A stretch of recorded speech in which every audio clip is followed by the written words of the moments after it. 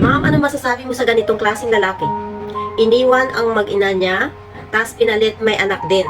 Sinira niya ang binuo niyang pamilya, tas ang sira na pamilya, binuo niya. Ano masasabi mo dyan, Ma'am Bel? Hi, hi, hi!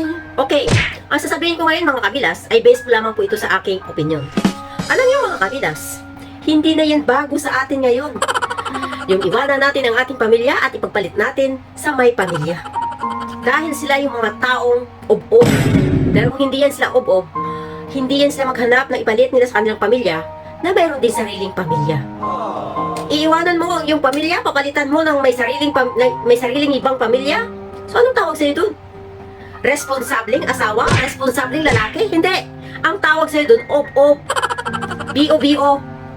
Alam niyo mga kabilas, ang mga tao na may sariling pamilya papatol sa may mga ibang pamilya, sila yung mga taong walang utak. B-O-B-O.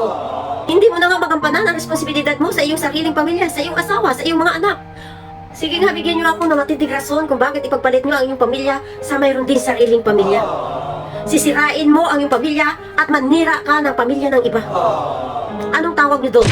Alam niyo kasi mga kabilas, pagbuo natin ang ating pamilya, sa una lang talaga ang masarap niya. Lagi naman natin naririnig sa ating mga magulang.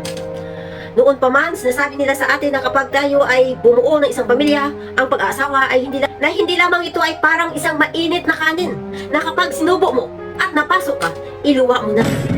Sa pagbuo ng pamilya, lahat ng hirap, lahat ng sakit, lahat ng masaya, lahat ng mapapait na mga karanasan, ay madadaanan natin habang tumatagal ang ating pagsasama. Dahil hindi naman buong pagsasama ng dalawang mag-asawa ay puro saya. Lalo-lalo na kapag dumadaan na tayo sa kahirapan. Pero kapag ang bawat isa sa inyo nakafocus sa inyong pamilya, kailanman hindi masisira ang inyong pagsasama kapag kayong dalawa ay tunay na nagmamahalan at tunay responsableng dalawa. Dumadating talaga sa punto mga kabilas sa dalawang mag-asawa na minsan nawawala na ng gana. Pero kailanman, huwag niyo isipin ang bawat isa.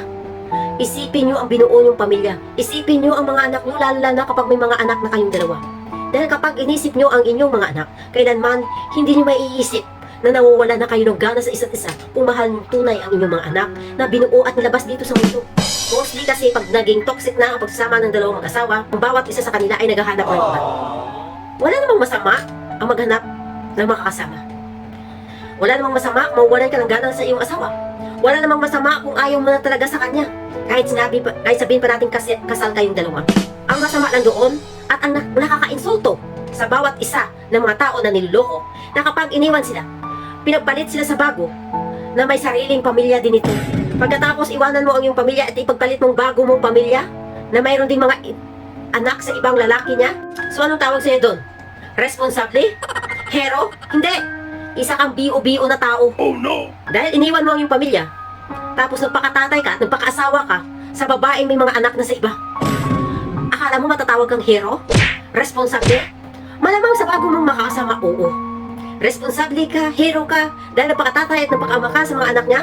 Pero sa iyong tunay na pamilya at sa mata ng ibang tao, sa ating lipunan, isa kang bio-bio. Bio-bio na tao na kailanman ginamit lang ang ulo sa baba, hindi ang ulo sa taas.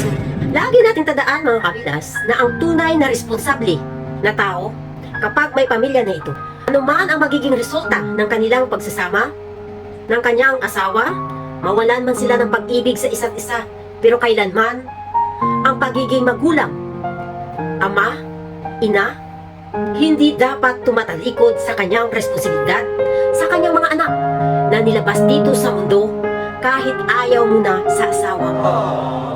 Yun ang tunay na responsable na tao.